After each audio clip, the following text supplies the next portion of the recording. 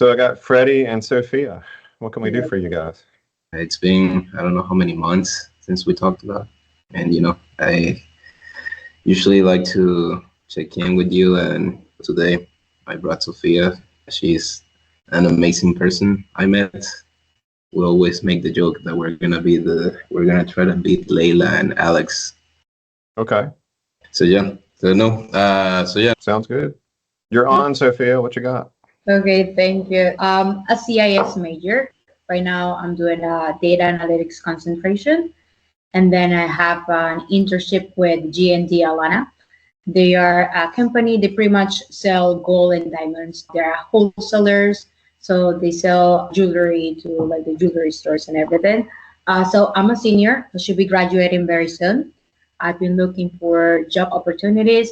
Most probably, this company they're gonna offer me like a regular job position, but I've been also looking to different companies because I like the finance and data analytics aspect. Just trying to get some feedback about how I can get into that world because I know it's very competitive. Why do you say that? Because like there's a lot of demand, like there's a lot of people that they're applying for the positions I want to. Are any of them as good as you? Like, how good are you? Well, I feel like I'm pretty good, but I need to learn how to show everyone else like I have all this potential. That's my main struggle. Like I don't know how to like sell my skills and everything. I get like very insecure about it. And then yeah, I lose an opportunity. So I'm just trying to like learn how to beat that. Okay. Let's go down this path for just a second. So I was actually listening to a really interesting call this morning on my drive into the office. So Andy Frisella gets a call in, and it's a lady who's a store manager. She's worked her way up in this retail situation. She's helped them go from like 4 to 17 stores. She's crushing it. She's a badass. She's doing amazing. Then she finds out the two males who are working the exact same job she is make way more money than her. And now she's upset. He makes an incredible point that I have found to be true for almost every woman that's ever worked for me. You have to speak up. Maybe they're better at negotiating and letting people know how good they are and what they have done. And maybe they, as many males, don't allow themselves to be limited or make excuses of, oh, the job market's hard, or, oh, there's lots of competition, or all those words and language that you were using just a second ago, Sophia, right? If you're a badass and you're the best at what you do and no one can do better than you, then there is no competition, okay? And interestingly, if you look at demographics, the people that you're replacing, A, can't do what you do, and B, there aren't enough of you to do what's going to be needed. Do you agree with that last statement that I just made? Yeah, I do. You know that's true, right? Yeah, it is. There are so precious few people to be able to do the thing that it is you do, and you're replacing people that can't do it anyway, that are dying off in droves. There will never be enough of you. So there is no competition. So I guess I want to challenge that statement because when you go to LinkedIn and you go to applications and all that, you see all the people already failed. You've already failed. Right, but I'm not if saying you do like everybody else does, right, and you just click some buttons and put in no effort whatsoever, and don't talk to anybody or use any connections or talk to the people you just worked with, then it looks like it's hard. Correct. I'm just putting it at the perspective Which, to make it seem. In that case, you would be correct. Because if you do it like everyone else and you stand in line with everyone else and you ask oh, please give me a job just like everyone else, then it's going to be hard, right? Because you are competing with everyone else. But Sophia, you're awesome and a badass. You guys just said a minute ago you wanted to be Alex and Layla. Do you have any idea how amazing Layla is? Yes, have you listened to 5 minutes of her speaking and where do you think her badass level is on a scale of 1 to 10? It's like 712, right? Yeah. Alex is probably one of the best people on the planet of getting things done, and he worships the ground she walks on and says she is so much more than he will ever be. You got me? Do you think she has competition? Do you think she stands in line? Do you think if she was getting a new job, she would just go on LinkedIn and apply? She wouldn't. All right. So how'd your challenge work out there, Freddie? No, I did. I'm just putting it out there for everyone to see the perspective, because I know we've discussed this before. Well, if you allow yourself to be limited and you allow yourself to have an excuse, then you won't get there. If you make it difficult, if you create a story that it's going to be hard and all those kind of things, and you limit yourself, then you're not going to get there. But if you follow some of my other advice, hopefully you guys have checked out a bunch of my LinkedIn or YouTube videos and whatnot, right? What do I suggest? Find 10 people who are where you want to be 10 years from now, and then get in their childhood birthday photos. Talk to them, call them, send them lunch, show up at their office, send them flowers, whatever it takes to get in the room, and then ask them, hey, I'm an upcoming badass in this area. I would really like to aspire to be you one day. Do you have any advice or know anyone that knows anyone that could help me? That help? Yeah. The other for you, Sophia, and this is an interesting one because a lot of you guys are going into areas where the sky's the limit and we don't even know what the possibilities are, right? It's the same thing with using AI and doing a lot of the things that we now have available as tools. Nobody even knows what we can do yet. So if you can find a very clear, I do X product for Y dollars in Z time, whether you're a worker, a business, or whatever it is you're offering, you immediately get bought. And I'll give you this as an example. I was talking about this with a call the other day with somebody. If I walk in the store and I'm going to buy some hiking boots, and there's 317 varieties of all different size, shapes, and types, and I've got my little phone out trying to look at Amazon reviews, how many hiking boots am I going to buy that day? Like 0. But if I walk in and someone comes up to me and go, hey, what brings you in today? I'm getting some hiking boots. Well, are you doing mountains or trails? I'm doing mountains. Oh, well, here's the top 3 kinds. This one's the best, but it's super expensive. This one's pretty cool. And this is the budget entry level. Which one do you want? You're buying immediately, right? Yeah. So let's think about that when you're looking for your job approach. If you figure out what are the 2 or 3 things you can do really well, and you can communicate those clearly, and you know exactly who needs it, you've already got the job. Does that make sense? Now you just have to be relentless, right? Hey, I'm starting on Tuesday. No, you're not. Gonna be there. Gonna have to give me something to do. Do like Freddie did back at the day. He stood outside my office door here until someone let him in, and then he had to sit there for like another hour before he got a chance to talk to me. Do you think anybody else was going to do that? No. He had no competition. So I would take those same things, Sophia. Any of that help? Yes. All right, keep going. Next question. Okay. I guess let's jump on, on my side. Sure. I'm already at work. Right now, I'm a year and a half at the job that I am. It feels like it has been like 3 years or 4 years, to be honest. Like with all the amount of stuff that we've been doing. So the company I work with, we're like around 150 people, and I'm in a position that I don't do what one position does. I do like 5 different positions, which is good. I don't complain about that. I learn a lot. We just got to the point that we're growing so much because the competition, I guess, they go from the stuff they bring from China and we do the stuff here. On December, it's going to be 2 years that I've been in the company, and I wanted to ask you what are the things that I should be looking at if asking for a promotion or raise. Is it a good time to do that, or if I should just keep doing it for a little bit and then talk later, or I don't know. It's the first time I get to this point, so I'm not sure if I'm doing it right. Correct. Well, it's been a year and a half already, right? Yes. And you've had performance reviews or meetings or talks with your supervisor, owner, manager, president, somebody? To be honest, not formally. It's something that I've seen that they don't have very established. That they go over like metrics. They do have like some of the goals that they ask you, but those are general projects. It's not like metrics. Sure. And do you know what your role is and what your metrics are? I do know, but I know. So it's written down like these are the 5 things Freddie does, and this is the scorecard that Freddie is measured by. Is that clear between you and your company? Not really. Okay. So now's the time to talk to the boss and get that really clear, right? It's interesting because in that same Andy Frisella video, he had a similar question to this one, right? I feel like I'm reliving my life all over again after driving in this morning. It was basically the boss has a million other things going on, right? So he has no idea what's going on except in what's in his world. And I actually do this now. My company is of the size, like I was having a compensation discussion with a staff member just a minute ago. I don't know what they make. I had to go look it up. Like they had to tell me. And then I was like, holy, that's not enough money. We got to figure out how to build you a case to get more money.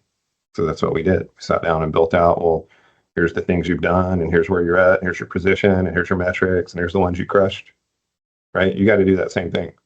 I encourage anyone fresh out of school, when you negotiate that job offer, and this is big, Sophia, when you negotiate your job offer, especially if they slightly lowball you or you want a little bit more money, you don't mind agreeing to a lower number or a number to get you in the door, as long as you get a full review in 90 days to see where you're at. And if you've hit certain metrics, then you automatically get a pay increase. If you're like, hey, I want to make 95 and they offer 89, you're like, well, I really need to get to 95. Well, we can only give you 89. Dude, like everybody else is making 95. I'm better than everybody else. We'll give you 89.5. All right, tell you what, I'm going to come in and prove how good I am. But 90 days in, I want a review. And if I've hit these two metrics, I want 92. And then at 6 months, if I've hit all of these, then I want my 95. And I will help you pay for it because I'm going to be that good. Could you give 2 examples of those metrics, I guess? Well, it depends on what you do. Because in every position, and Traction, the book Traction is really good at this. We've been running a system in our company for years and years and years. It will help you map out your accountability chart where you talk through each position, not person, position, and what the 5 roles are in that position, no more, no less. And if you're managing people, one of them is leadership, management, and accountability. So you have 4 left, right? And if you can't describe what you do in those 5 roles, then the position may be too big for one person. And you may have to split it up, right? Or you need to get more concentrated so you can be really good at what you do, okay? So if you were to sit down and go, well, Freddie's position currently is this, and here's the 5 roles of what he does. One of them might be a deliver product, or I'm a salesperson, or I manage projects, or whatever those things are. I could probably pull some specifics from some of our accountability charts later if you need some. But basically, you're just trying to line out exactly what it is you do, and then what's your scorecard, okay? Like for you, just tell me, what's your rough position? Don't give me any trade secrets or anything, but what is it you're expected to do on a weekly, monthly basis? For me, I work in product management, so I am in charge of a whole product line, basically. Well, the title is Junior Product Manager. Of course. Junior. That way they can pay you less and never give you a review. Correct. So that's why that's the point that I want to talk about, getting the next, either the next level or a different title, or either a race and just keep the same title. I don't know, I can still be techno king, whatever. And that's a great negotiating point. Let's hit that while we're here for just a second, Freddie. So if they're giving you any grief on pay, hey, we only pay up to X at this position. Okay, well, what's the next position? And maybe we go ahead and slide me into that position. And that way we're at the bottom of the next salary range. That's a great spot. And the thing is, like, you guys should mock role play this with each other, right? Have Sophia negotiate as your boss and vice versa when she's applying for jobs and looking for to negotiate those things, right? And really hammer and destroy each other. That's actually what we did a minute ago when I was going through compensation with my staff member. We actually built okay, what are the things against you? And we literally listed out everything anyone could ever say bad about her. And then we said, okay, well, what are the things for you? And then we went in and we picked the 2 or 3 major things against. Oh, well, you don't do this and you don't do that and you don't do this. And we built the answers. So that's something that you can do before you get in there. Like right now, what they say, oh, we never pay junior product managers more than X. Well, make me a senior product manager and then we can pay me double. Like you need to know the answer before you get in there, if that makes sense. Right. And you first, it's what you discussed before, that you need to set the metric, I guess. Well, the other thing is you said very clearly this company is not very good at this. And the main reason is so they don't have to pay any more money. if they really cared about you guys and wanted to take care of you and wanted you to stay there and fulfill you for the long haul, they would have a very clear advancement program. They'd have a very clear assessment schedule. They would be sitting down with you and asking you how to get to the next level of what you want to do. Like at my company, twice a year we meet formally and we go through a full assessment. Hey, what are you thinking? Where do you want to go? What's your goals in life? What training do you want to do? Where do you want to be? Okay. What do you think we asked you to do? What did you do? All right, here's your performance. Here's feedback from your staff and everyone that works with you. And then here's your full review based on our ranking and our scale system and your metrics. And then twice a year, we sit down and we just talk. Hey, how's it going? What you need? Right? So every 90 days, we talk with all of our staff. And I guarantee you, your company doesn't do any of that because we care about our staff and they're important and we need them because they're our main product in an engineering company. Whereas you guys are just extra overhead, right? You're not the product. You're not the thing going out the door. You're just extra crap they have to pay for to get the product out the door. So you have to remember that in the lens of when you're having that discussion and what your actual value add is. Like, how much more money do you make them if you work harder? Oh, I got some extra reports in. Yeah, but how much more product went out the door? Like, those are the things you need to be able to show, right?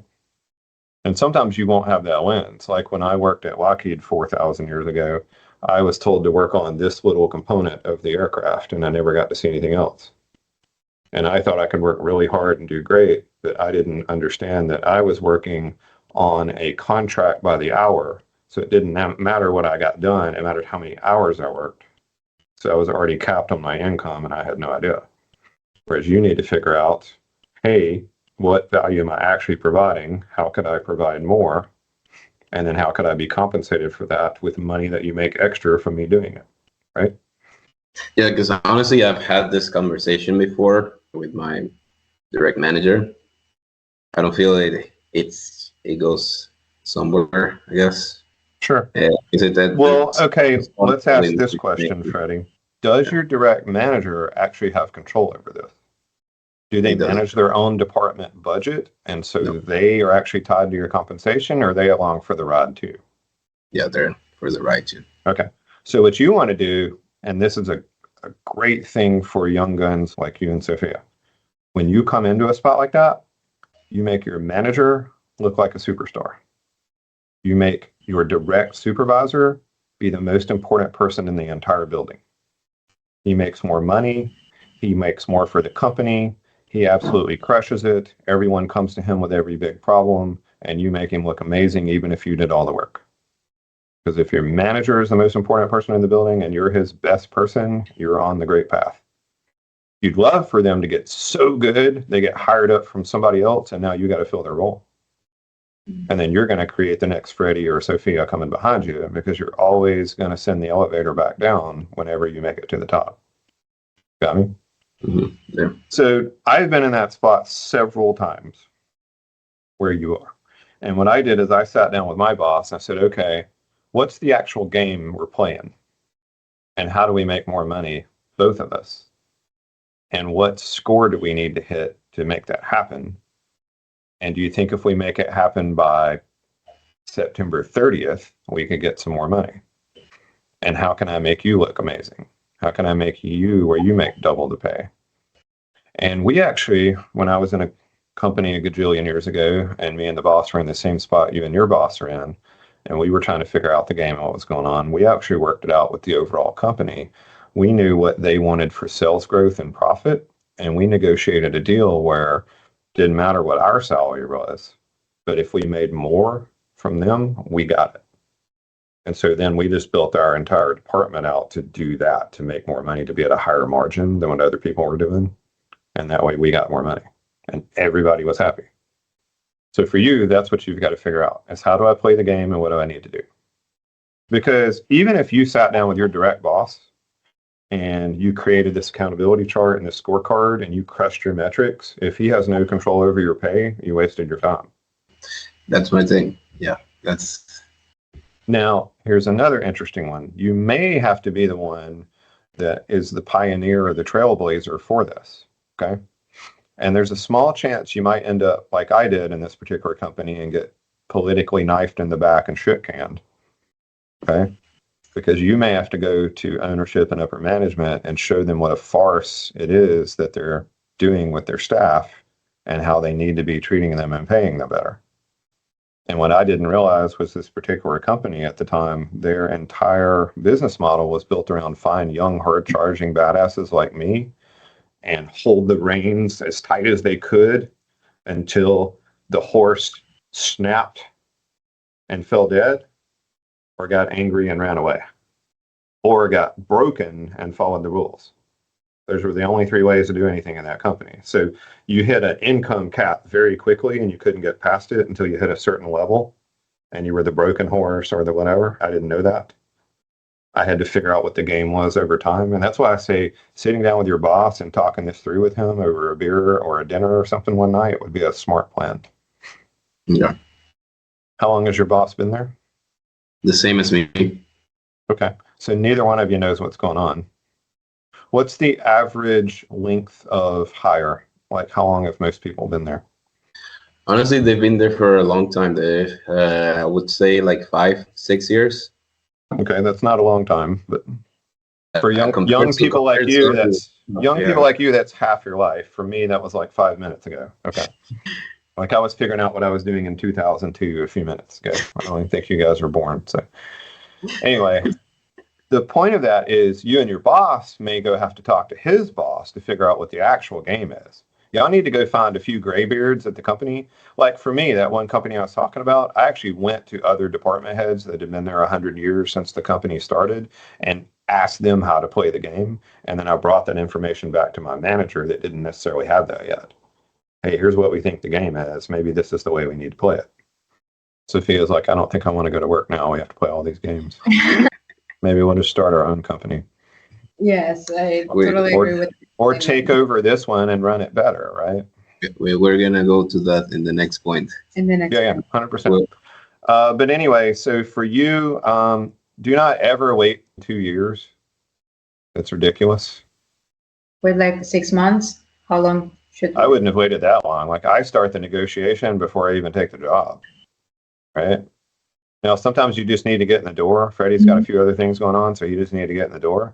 But yeah, you should start figuring out what the game is very quickly. I have put this together in another video. I was talking through like the first 6 months of your new job. It is super important to create the persona of who you are, not necessarily who you are.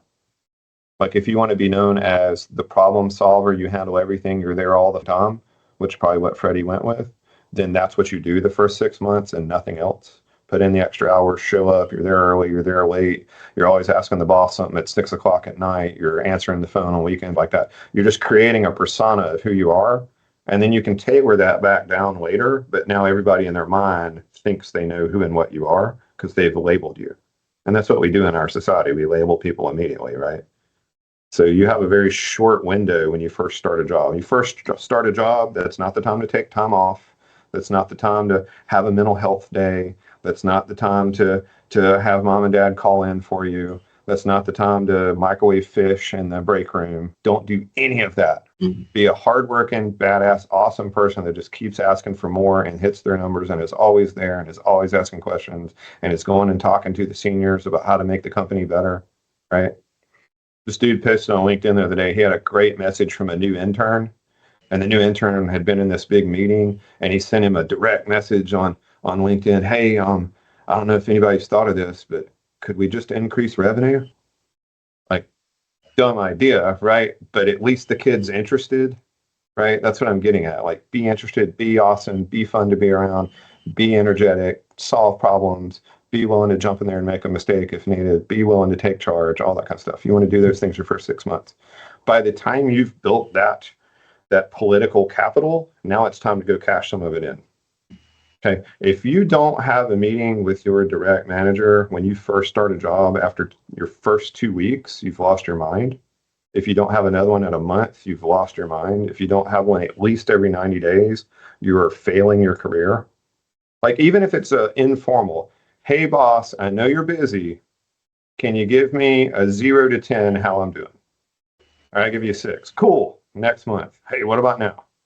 Oh shit, 5.5. Well, what can I do to get back to a 6? All right, cool. All right, what can I do to get to a 6.5? All right, cool. What can I get? Dude, don't try to get to a 14. Just get a little better each time. But get some score being posted between you and your boss, right? hmm Yeah, and That that's makes something sense? that honestly I established with him. And he asked me to put an agenda, and I created the agenda. And the first bullet points is like things that I'm doing wrong. Yeah, no, I love that. Yeah, 100%. And It's great. But let's map this a little bigger though, because one of the things you do have to watch out for, especially in engineering or technical trades, is make sure your boss actually has some idea of what the hell they're doing on the business side. Okay. So like if you have a really technical boss and all they care about is all the reports are done technically correct, but their boss wants to make a lot of money, then your path to more money is restricted because those are in conflict, right? They're not congruent. Does that make sense?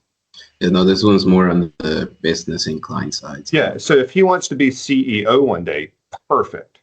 You're going to make that CEO one way or another. And you're going to be right there with him the whole time, cashing checks, and you guys are going to be kicking butt and taking names. Those are the discussions you want to have. What's his why? Where does he want to go? How does he want to get there? What's he look like in 10 years? All these questions that you should be asking yourself. If you've got someone you work for that's really good, latch onto them and jump in there and help them achieve their goals, and they'll bring you right along with them. Make sense? One of the best things you can do right out of school is work for an amazing person that's already been there for a while and is building their massive future, right? Because even if it doesn't work out there and they hit that cap or that ceiling like I did in one of my companies, right? Then when they go somewhere else, they're going to call you. When I started my company, when I incorporated this company after working as a sole proprietor for a while, when I incorporated and this became an actual corporation, first person I hired was one of the first people I hired back in my old company, right? Brought him along with me, off we went. Okay. Sophia's turn. My turn. So we were talking about this, creating a business. Being honest, I understand the corporate American dream. Like I understand like people like to go work and everything, but being honest, I don't like it. It's been a few weeks and I was like, I don't see myself doing this the rest of my life. Like, no, something like I don't wanna, I don't like it. I don't enjoy it. So I was thinking, well, the next step should be like create a business. But then I've been thinking, okay, so what product could it be or which connections? So I know my ideas are not gonna be as good or as the contacts I know. So I've been trying to think of like who I know that they know somebody else that can help me get to that point. But yeah, I feel like I'm struggling a little bit over there because I don't know if I should do it in this country or maybe I should go to a different country. So just to give you like a little bit context about myself, I'm an international student as well. I have my friends, they were born here and everything, and like we are basically doing the same major and everything. And then I see the difference between the opportunities they get and the ones I get. Yeah, and there's a huge gap because not everybody wants to deal with international students. So in my mind, I'm like, well, maybe I should just create a business here, or maybe I should just go to a different country and start over there. So kind of like a little bit lost on that part. I love it. Okay, so many different paths that we could take there. But the first one we're going to take is, did you notice your language again? Sorry? Did you pick up on that, Freddie? Did you notice your language? Your ideas aren't as good as other people's, and Yeah, there you go again. imposter syndrome. Yeah, 100%. You're trying to give yourself an excuse to fail when you don't need one, Sophia. Right? Okay. You want to fail. You want to fail miserably. You want to fail so bad people name it after you, because that's how you get growth and success, right? Growth happens in pain, right? So remove that language, right? All I want to hear is how badass you are, okay? And then back it up, okay? Maybe you don't believe you can back it up yet, and that's why you're trying to talk yourself down. That's okay. Just tune it down in both directions a little bit, right? Increase your output and decrease this negativity, okay? Let's get that one out of the way first. Language is super important because whatever you think you are And if you believe you can or you can't, you are right. Okay. Now, coming back to the should I start a business or not? Well, if you've watched any of my other 3,200,000 videos, I encourage young guns like yourself at your age at this point in this country to evaluate a couple things. Here's the path I'll take with this. So the first one is like, what's your why? What's your long-term outcome? What's it look like in 25 years? Like, build your story. What is it? Where am I at? Who am I with? What am I doing? How much does that cost? All those kind of things, right? And that's your goal of what you're trying to achieve. And then everything just helps you get there. Like for me, I knew I wanted to teach one day. I knew I wanted to do engineering. So the smart path was consulting and getting my PE and doing all those kind of things. So I had a vision on the horizon of where I was going. And I knew the path might wind and whatever, but I could get there. So you need to make yourself something so you figure out kind of the direction you're taking, right? Does that make sense? So what's your end goal? What's your ultimate why? Then, and especially for you guys, because y'all have a little bit bigger opportunity than most people in this country, you need to think about where do you want to do this? Because demographics say that if you want to do something big, you need to be Vietnam, Southeast Asia, Argentina, the whole Iran, east of Iran, nobody wants to be there, don't go there, or North America. Those are the only places demographically where we're going to have enough people to do stuff. So those are probably your main targets of where to go if you're doing something, especially in technical industry, trades, those kind of things. Okay. That's just demographics. There's Europe's dying, don't go there. China will be dead in 5 to 10 years, don't go there. Okay. Now, I will hesitate for a minute because if you have a particular, like I just had a call not long ago with a person, and I think it was maybe it was Peru. They have a very particular location. They have a family type business that's already well established in an area and has a massive opportunity if they can upgrade the technology. If you have something like that and you know it can scale hockey stick quickly, I have another friend that's doing a coffee business right now and has some political tie-ins that other people don't have because he's married into certain families. Like, counts on that because that's something that no one else has. Like, that's a barrier to entry no one else has. So save that, okay? If you don't have one of those directly that you can make $1 gajillion on and it's super clear and you know exactly what the next steps are, then you need to figure out your where, which is those areas we just talked about, okay? Now, if that area ends up being North America, then I encourage your people your age, or you people your age, there's no reason in hell you should ever start your own business. That's insane.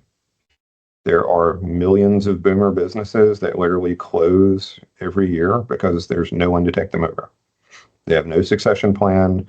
Their kids aren't interested. There's no one that they've trained. They had no idea how to hand things off, and you can come in and literally take it over. I got offered another engineering company on Friday. They're ready to retire. They have no one to replace them. They don't know what to do with their staff or their customers. They heard on the internet that I would give them $8 billion. It's probably worth $60. They'll get whatever we get because they should have built a succession plan. But the point is, there's opportunity for you because there's so many of these that you literally can just take your pick. And then if you can combine your connections and your talents, right? Say as a data analyst, that can go in anything from a golf store to a manufacturing operation to a financial firm, right? Mm-hmm. That's all we're going to be doing from now on is analyzing data and asking Grok and ChatGPT what to do next, right? Until they take over. But my point of that is until you've exhausted every opportunity to take over, acquire an already built business, I wouldn't start your own thing. Now, if you want to moonlight, try some out. Hey, I've always been interested in doing an Amazon FBA business. I'd still try to buy one first. But if you want to experiment a little bit to learn something for your bigger business, go for it. That way you can get all the failure out of the way and come back to me a year later and say, Zane, you were right. I shouldn't have started my own business. That was a waste of time, right? Because the hard part is 0 to 1 million. That's impossible. You have no idea how hard that is. To just get started, to find a product fit, to find any customers, to actually make money, to hire your first staff, to deal with the nonsense of licenses and taxes and insurance and crap that keeps you from doing the one thing you wanted to do. Don't do that. buy that. You can buy 5, 6, 7 years of misery for literally no dollars. Please hurdle that chasm and start from, a multi-million-dollar business and take it over and turn it into something massive. Because the true scale and the true way to make money is that like 2 to 10 million curve. Like you can sell an owner focused business under 3 million for about maybe 70% of yearly earnings. Whereas if you can get to 10 to 20 million, you might sell it for 7x. That's a massive difference, right?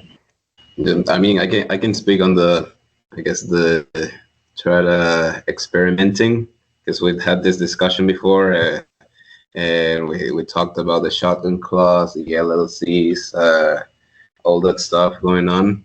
We were doing good at some point, but it got to where one of the guys, he got married and he disappeared, and the other person, it's kind of got more tied up into the job, and it's what we discussed about when you create the LLC is like getting married, and luckily we didn't get to that point.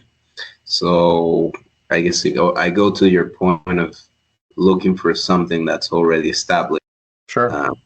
What you'd love to do is catch that spot. Maybe they've even already done Series A, but you want to catch a company that has already caught a little lightning in the bottle. They've already got a product. They've already got a customer base. They've already got through the death zone. That they're already bringing in some money. If you want to follow your mentors and the people you talked about in the beginning, what do Layla and Alex look for right now? How big do you have to be to get into acquisition.com? You should look. They have to be like like more than 7 figures. Well, that's only $1 million, bro. 7 figures. Like 8-figure companies. But why don't you get on their site and look? Because they've already figured this out, where the curve is and where they can make the most impact. So why don't you do the same thing? You remember I talked about patterning earlier. Find 10 people already doing what you want to do 10 years from now, and do what they're doing now. Just steal their pattern, save all that time and energy and wasted effort of figuring out all the wrong. If they're already being successful and they have a very clear pattern, try it, see if it works. They've been clear that, hey, until you're 3.5 and in certain industries, we're not even remotely interested. We won't leave you for dead. We'll help you get there. We'll give you this book for $3. We'll give you all these free trainings and courses, and you can come to our thing for $3,000 or $4,000 or $5,000 and get all the things you need to get to that level. And then we want you to apply, because then we can get you to 50 million in the blink of an eye. That's where you guys should be focusing your time. It's finding that spot. I would go find 10 to 15 people that are already there and getting their childhood birthday photos. Hey, I got to talk to you. I'm coming to work for you. I'm starting tomorrow, whatever that takes. Now, in the meantime, if you've got bills to pay, maximize wherever you're at. Like for you, Freddie, if you don't have a raise in 3 weeks, I'd be incredibly disappointed. If you haven't figured out what the game is to make the maximum amount of money and eventually become an owner in that company within the next 6 weeks, I'd be incredibly disappointed. If Sophia doesn't have 10 job offers from the best data analyst companies on the planet in the next 6 months, I would be incredibly disappointed, right? Because you have the tools, you have the skills, you have each other to push one another, you have everything you need. Okay. And, So I guess, and let me go a little bit further, because if not you, who? Okay. I don't have a lot of people that call me like you guys did and say I'm going to be Alex and Layla. Okay. You have the skill set, you have the ability, you have the drive, you have the ambition, you have the opportunity. So the only thing standing in the way is you and your language and what you believe and this story that you guys have written, right, Sophia? That's why language is super important. If you don't believe you're good enough, you're not good enough yet. Okay. Good point. Got me? so I guess going back to where to look at, because I'm at the point that after experimenting and all that, I genuinely have the interest of growing a business. I honestly, I don't mind what type of business it is, to be honest. Sure. Yeah. I just want to help. Well, you've already realized the important point, Freddie, is all business is the same. Yes. Doesn't matter.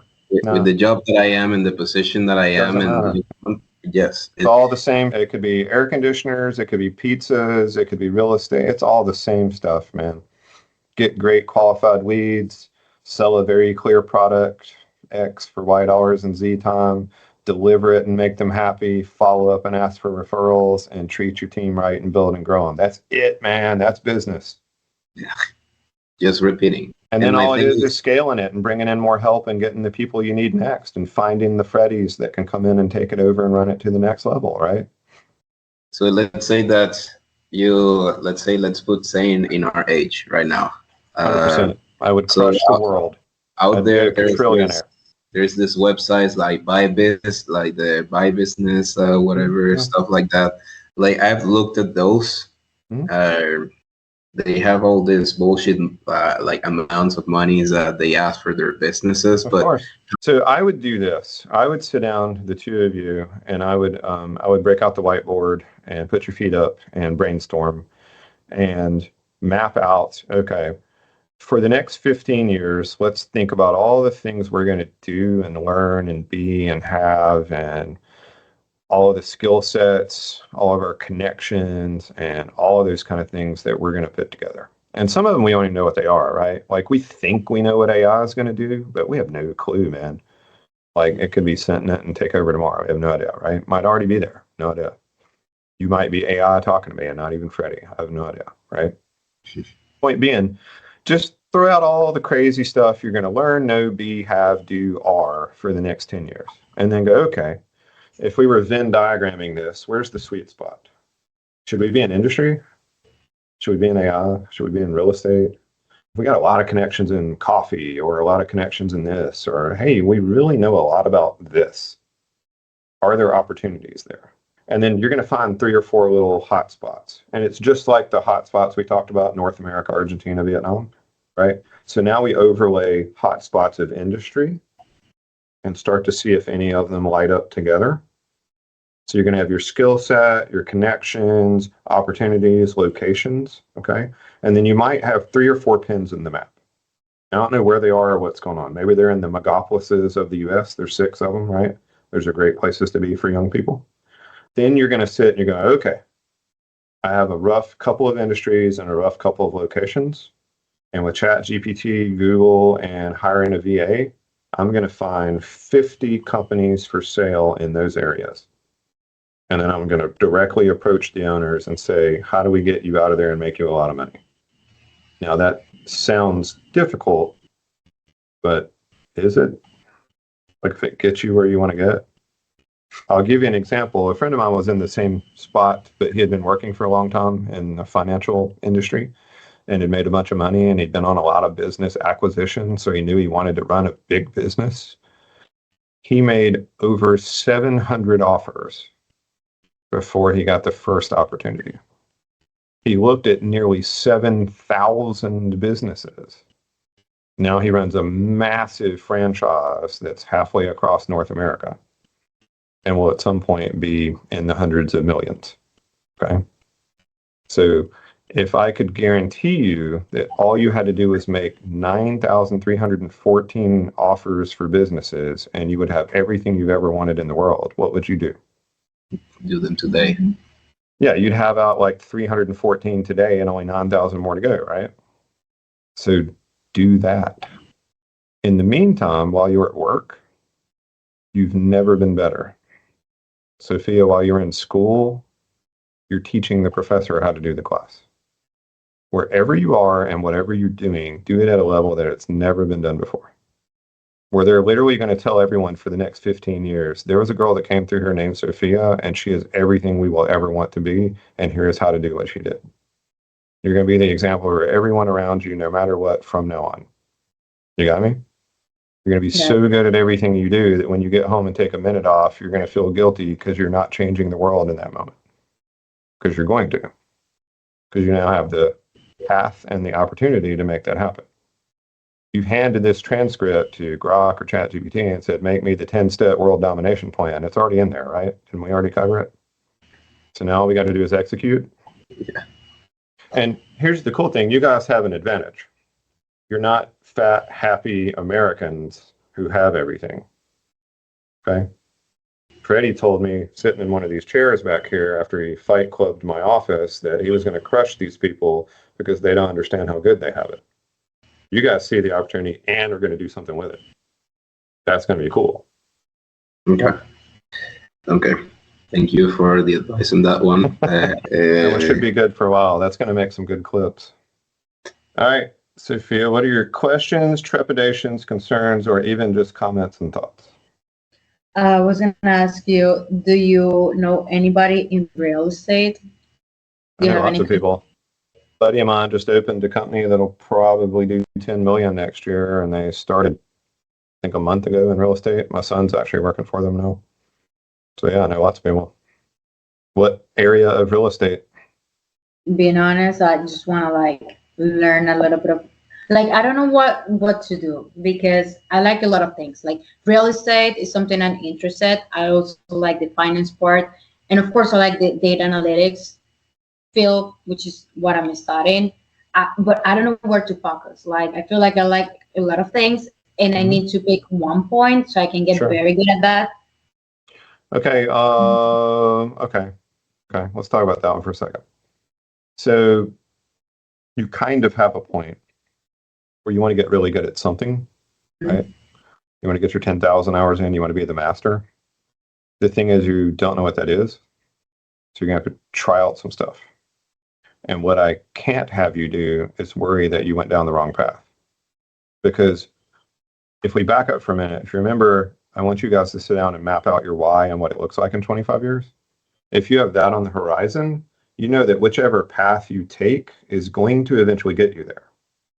So you're never negative about the path you took. Oh, I wasted the last 6 months of my life. No, you spent 6 months learning what you don't want to do. Okay. The other thing is don't be afraid to come back to the last inflection point and take the other path. You're not stuck. You don't have to stay there. You're not pigeonholed. You're not labeled. You don't have to listen to all the crap boomers tell you about, oh, if you job hop, nobody will hire that. All that trash is gone. Right? There's so few of you that you can do whatever you want, whenever you want, wherever you want. So if you pick something that looks exciting, I want you do need this requirement. Let me give you this one requirement for whichever path you take.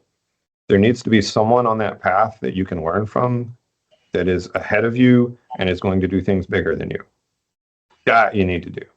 Now, that might be the company you work for. Maybe it's got a bunch of badasses. That might be the person you go work directly for. Maybe they're awesome. I do want you to group together with other awesome people, okay? You've told me you guys are already doing the power couple thing, so at least you have that as a foundation base. Now, if each of you can plug into a group of other awesome badasses, then we can multiply this, right? Yeah. Don't try to go out on your own. Find someone who's, and it doesn't matter what they're doing, just find the person that, oh yeah, I got to go work with that person. 100%. I don't care if they're doing dog food, we're doing it. I have a buddy of mine, he does $10 million a year selling dog leashes. If you ran to FBA and warehousing, I would send you to him immediately. Doesn't matter if he's selling dog leashes or what. He's gotten rid of more McLarens than I will ever walk past. He just got rid of his house in Sedona, I think. It was only like $10 million or something. Got bored, wants to do something else. So yeah, find badasses. And that's why I go back a minute ago. I was saying find 10 to 15 people that are 10 years ahead of you already doing what you want to do and just go down their path for a minute. If they're doing real estate, cool. If they're doing data analytics, cool. If they work for a little league farm system making millions of dollars figuring out who to put up to bat next, go for it. You two are too valuable to waste on wasted paths or time, okay? So if you end up at a company where you hit the ceiling fast, get out of there. Don't waste your time trying to start your own businesses. You already figured that out, Freddie? Yes. Yeah. Yeah. You don't need to be making cold calls unless it's making offers on businesses. Remember, your time is very valuable. Okay. I have a question. It's, I guess, outside of this scope. I guess it's about also investments, I would say. Okay. I don't know if it's something personal, but I wanted to ask you, like, how do you handle your wealth? And I know you focus on your business, of course. I don't know if it's like you put all in your business or you invest in other things around or other countries too. So I want to just your input on. All good questions. So let's go with a direct answer and then we'll come back and talk about you two in particular. So direct answer, when you're younger, you've got a little runway and a little leeway. You can take a hit and be fine, right? And then as you get older, that risk ability begins to diminish. If I get knocked a little off course when I'm 19, I'll be back on course. If I lose all of my money when I'm 79, that's a problem, right? You know what I mean? So that's something to think about here, right? So in the early days, you need to do one key thing, and that is to make a percentage of your income budget. Okay. And I've put this in other videos. I've taught you guys several times on this, Freddie. Richest Man in Babylon is a good place to start. Great book. Big one. If you don't already have a habit of taking whatever you bring in and putting a chunk into your investment account, do that immediately. If someone hands you $1, a dime goes in your investment account. And what's your investment account? It's not a savings account. It's not a I need new tires. It's not I really want a new purse. It's not a let's go out for tacos. It is to make you more money. That's it. Mm-hmm. And at your age, most extremely successful people tell you to invest in yourself first. So if you save up $4K, take a Tony Robbins course. Take a course in real estate. Take a course in something, because that will amplify for the rest of your life, right? The return on that is astronomical, right? Even if you only made 10% more a year, 10% compounded for the next 50 something years, that's a huge return, right? Okay. So once your basic living expenses are covered and you're not going to starve to death or be put out on the streets, build that investment account. That's the first thing you got to do. Okay. Make sense? Yeah. Okay. Once that's of a decent size, we invest that in ourselves for connections or going to courses or getting into business groups or going to the country club to meet other badasses, whatever it takes. Okay. Building out your network. And then as that begins to expand and more money starts coming in, that investment account's going to grow and grow faster than you could spend it. Now you can start putting money into typical investments. Now, some of the easiest first places, if you follow Dalio and all these other cats, like just stack it in a simple S&P ETF, at least for a little while, because at some point the boomers are going to cash out and crash this stock market. It's coming. They're going to start taking all their money out. It's the only reason it's propped up where it is right now. So do be ready to take your stuff out at some point and diminish it down. One of the biggest things you can do, especially if you're a U.S. citizen, is to get to qualified investor status as fast as possible. And I think you now have to have I think it's $1 million net worth without your house. Once you're there, you're now privy to investments that other people can't get into. Company offering shares, IPOs, those kind of things that scale. Remember that scale I was talking about when you go from like 1 million to 10, you can now sell for 7 instead of 0.7, right? Those opportunities come to you when you're a qualified investor. So that's something important you need to get as quickly as possible. You need to stack that money. The other is, the first was just the habit of doing it, right? Hey, some of this money I'm paying myself first, right? Government's taking their taxes out immediately. I don't even get to pay me. I got to pay them first, but now I'm going to pay myself first before I pay bills or buy shit or do anything else, right? And that's my future, my investment, and what's going on, right? And then you can start to pile things into some of the advantaged accounts that we have here. If you're working a job that has 401k and they match, like just put in enough to get your match. Okay, you can roll that into an IRA later and get loans against it if you want to do investments and stuff like that. Another big one we've got here in the U.S., especially for young people, is the Roth. So you aren't making as much money right now, so your tax bracket is lower. And so after tax, you put a chunk of money into your Roth IRA, and any amount that it grows is tax-free from now on. Okay, think about that. That's awesome. Okay, because now you can use it to invest in businesses and other things. Make sense? The thing is, you're capped on how much you can put in a year. So you can't put any money in for last year. Now you're hosed. Yeah. Okay, and you can only put 7K in this year. Even if you had $1 billion, you can only put 7K in there. Okay, for me, I think it's 8 when you hit 50 or however all I am now. So that's important. The other, and this is a big one. Okay, and your idol Alex talks about this a lot. A lot of people waste their time trying to figure out how to be a really sophisticated investor when they could have put that time in their primary money maker and made more money. And it was interesting because I was listening to him because I hang out with a bunch of really high net worth people, and they spend all kinds of time trying to not pay taxes. And I was listening to a video with Alex, who's making a gajillion dollars now. And he said, I spent a long time like digging into that and realized that the time it would take me to learn how to do it and then do it, I could just make more money and pay the tax. And I'm already good at what I do now, so that wouldn't be any harder. I just do it a little bit more instead of wasting my time on other stuff. So put that as like a qualifier on everything that we say going forward, Freddie. Like, where does my time need to be? If I can just make us more money, I'm not going to waste a lot of time worrying about investments and taxes. I'm just going to do the simple stuff. Okay, I'll just stick in an SP because everybody said put it in an SP. What I did, I at one point decided to start pulling some money out of one of my businesses. And I just started stacking it into a dividend fund investment account because my wife wanted to, one of her goals, she wants to retire and have a little place down in Progreso in Mexico on the beach. And so I figured out about what one of those costs and how much money we needed a month to live there if we wanted to. And then I just built out a little dividend fund that pays that amount per month. I was like, well, what stock should I pick? So I searched YouTube for a bunch of dividend people and then dumped all their transcripts into ChatGPT and distilled it down to, all right, these are the 10 things to buy. And I just did that. And then I went back to work. I do encourage you as you progress in age and ability and earning power to start taking a little bit of money off the table at certain points, right? So even if you got a business that's making $1 million a year, okay, what's the best spot for this money to go next? Oh, it's probably back in this business because I know how to scale it. Well, what's my risk? Well, there's a 10% chance I might lose it all. Okay, we'll take 10% and put that in a different investment. And now you're good. That make sense? Okay.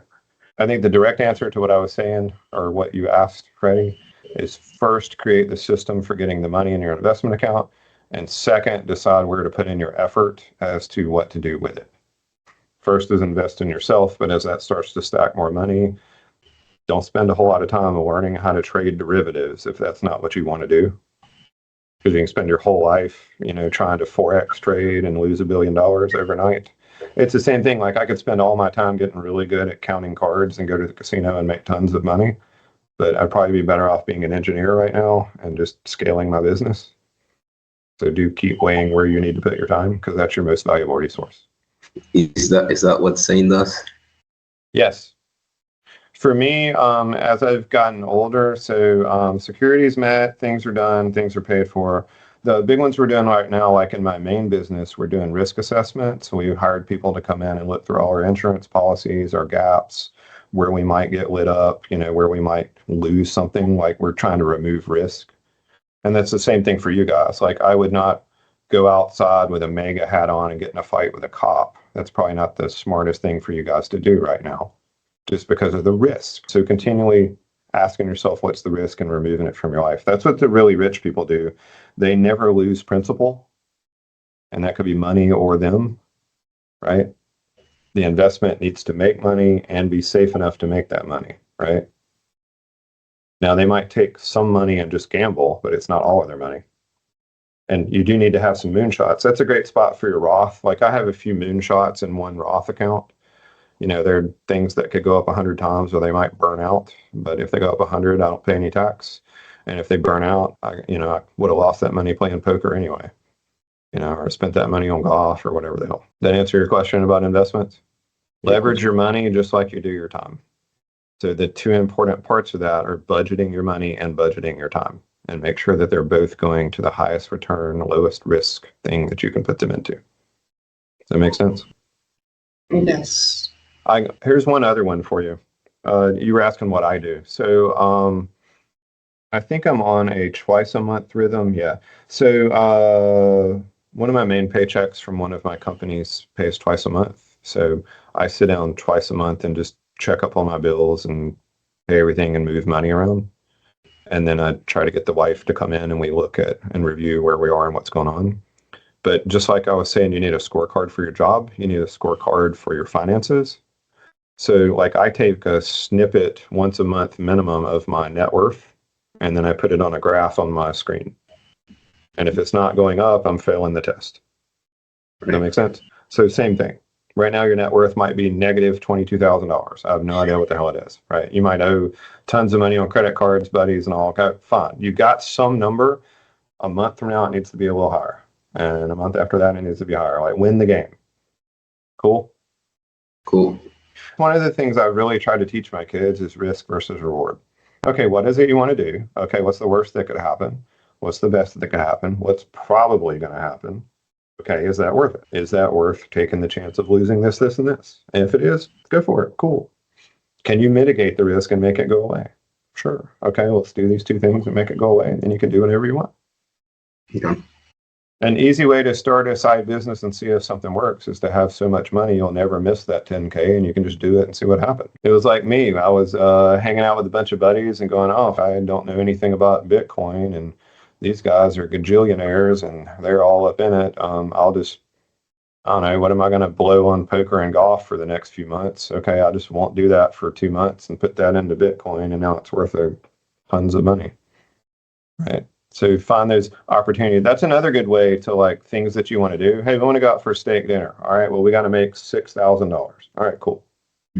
And then do reward yourself, right? That's another thing. Back when I was saying take a little bit off the table, that's a profit first thing. When you're running your business, make sure you use profit first, where you pay yourself first and then you take portions of it back to ownership and get out of the company. You do want to reward yourself as you go.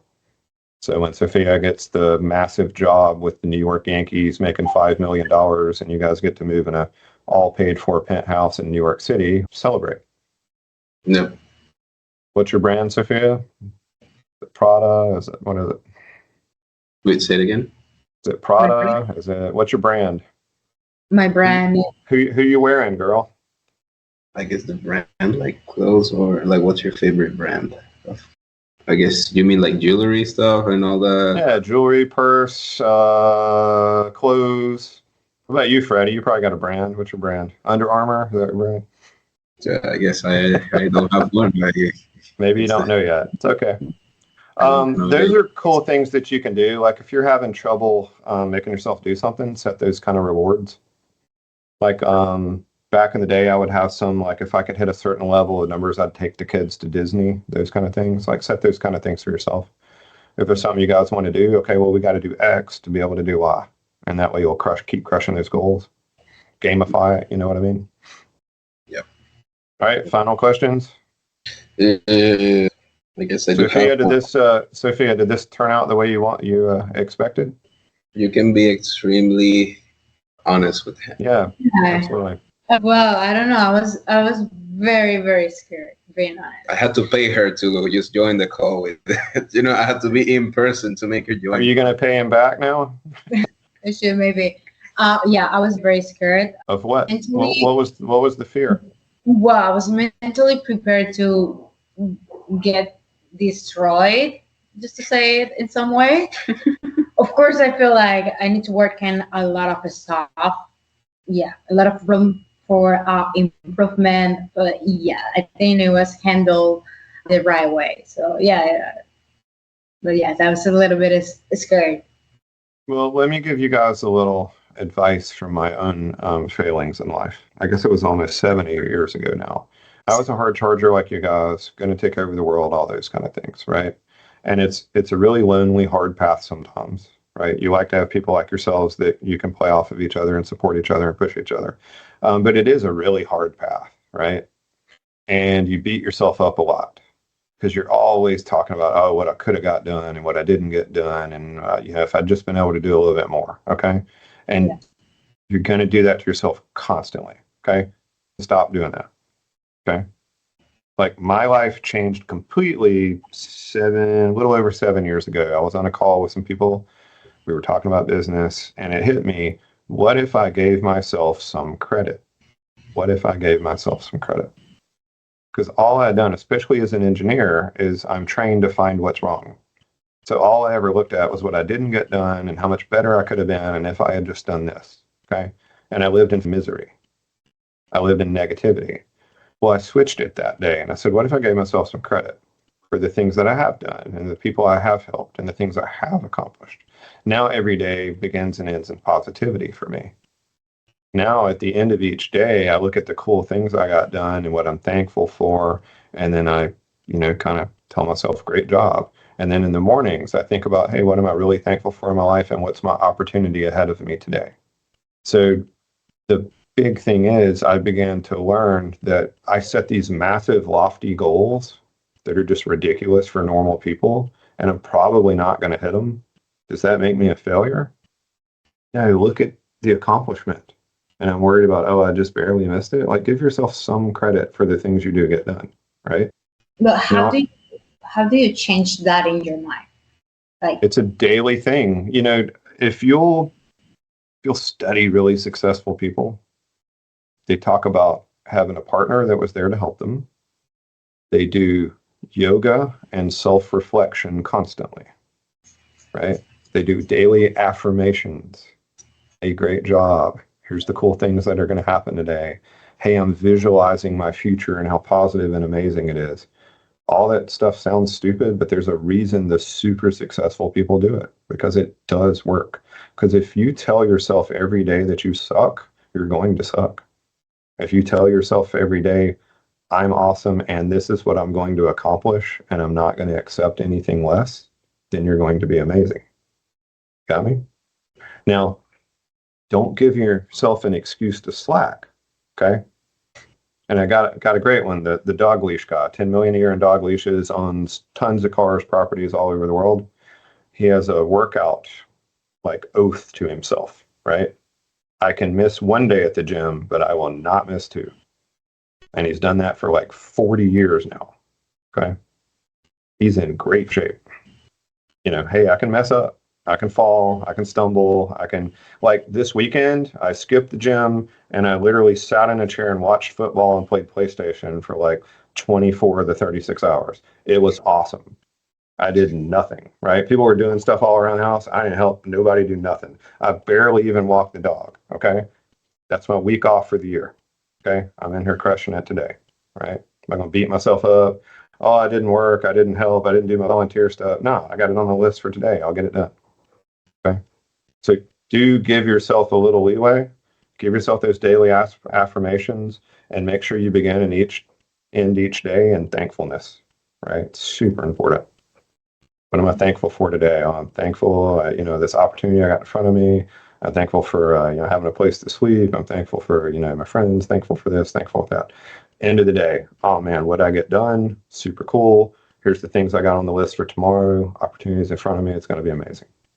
And just, so Sophia, do that every single day, right? Do it for 90 days and tell me how it went. okay. Now, there's a small percentage of you, like I have an engineer that works for me. He refuses to allow anyone to give him any positive feedback whatsoever because he don't want that. He wants to hear everything he did wrong because that's his positive feedback. Because if he's not pushing it hard enough to mess it up, then he's not doing enough in his own eyes. So you may have to calibrate what you or Freddie need specifically, okay? And it may take you time to figure out what that is to be a high performer and to do things at a high level. You may have to tweak all these things that I'm saying, because a lot of these things I'm saying work for me or for others that I know. You're going to have to tune it to you, right? Same thing for workouts, for diet, for finances, for all this kind of things. You got to tune it to yourself. But I do encourage you to give yourself some credit. Where are you from originally, Sophia? I'm from Colombia. Okay. In the Latino community that you guys will crush the shit out of each other constantly, right? Especially mom, dad, siblings, and everything else. You guys are pretty hard on one another. Yep. Yeah, if you want to know what's wrong, you just go to the next family event. And if you really want to know what's wrong, leave without saying bye to everyone, right? Yes. Yeah. Leave early. Don't say bye to everyone. Like, how long does it take to leave a Latin party? Like an hour, right? Yes. Oh, it takes forever. You got to go talk to every single person there. Like, and if you don't, you will know what's wrong in your life because they will tell you. So you already have that in your life telling you what you're doing wrong. So there's no reason for you to do the same thing. Got me? Yeah. Let them be the yin. You got the yang. Okay. You're going to build the positivity and the awesome and how cool you are. They will absolutely tell you what you're doing wrong. All right. Anything else for you two cats? I guess just one question, but off the recording. But how can we help you in any You way? can Do help you me need- by changing the world. That's what you two can do. You can help me by 3 months from now. You've got a business to buy. You have a raise. She's found 5 jobs. Like, that's really how you can help me. And then if you want to help me even further and help everyone, find the next Sophia, the next Freddie, and get them started. Okay?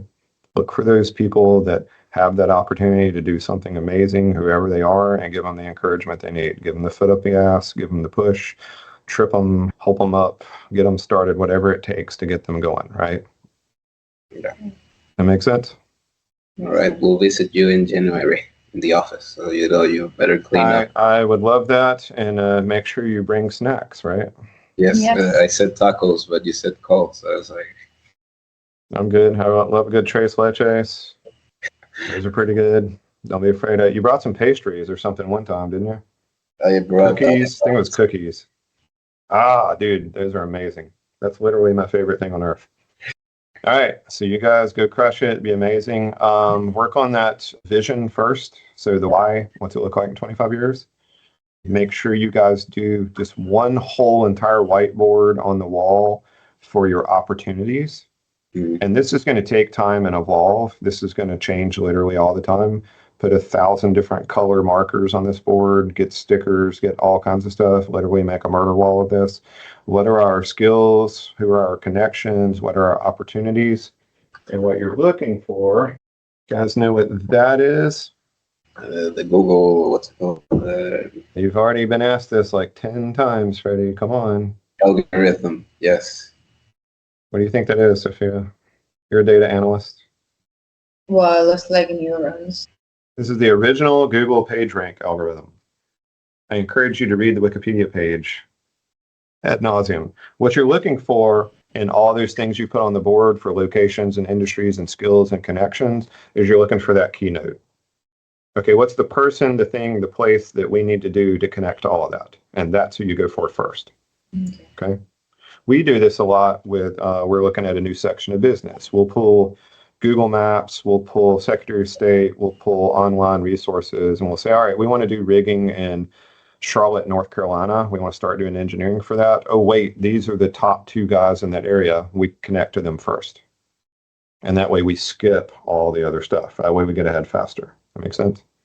So when you guys do that big vision board thing and you got your clear why and all that over here on one side of the room, on the other side, what are my opportunities, my skills, my connections, my locations, and all those kind of things, and just start filling them in. And one day, one of you is going to run in and yell at the other one to leave them alone for a minute while you write some stuff down on the board because you just talked to a guy and you got a new opportunity. And what do you guys think you should do with it? Groovy? Yes. All right. Take me to dinner soon. Yes. We will. All right. See you cats later. Get to work. All right. Thank you. All right. Bye.